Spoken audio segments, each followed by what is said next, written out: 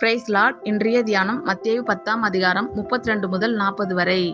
மனுஷர் முன்பாக என்னை அறிக்கை பண்ணுகிறவன் எவனோ அவனை நானும் பரலோகத்தில் இருக்கிற என் பிதாவின் முன்பாக அறிக்கை பண்ணுவேன்.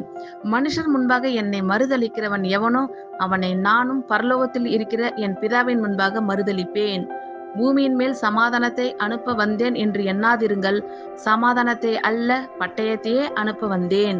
எப்படி எனில், மகனுக்கும் தகப்பனுக்கும், மகளுக்கும் தாய்க்கும், மருமகளுக்கும் மாமிக்கும் பிரிவினை உண்டாக்க வந்தேன். ஒரு மனுஷனுக்கு சத்துருக்கள் அவன் வீட்டாரே.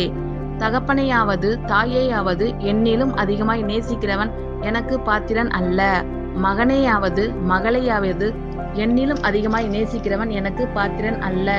தன் சிலுவை எடுத்துக்கொண்டு என்னை பின்பற்றாதவன் எனக்கு பாத்திரன் அல்ல. தன் ஜீவனை காக்கிறவன் அதை இழந்து போவான். என் நிமித்தம் தன் ஜீவனை இழந்து போகிறவன் அதை காப்பான். உங்களை ஏற்றுக்கொள்ளுகிறவன் என்னை ஏற்றுக்கொள்கிறான்.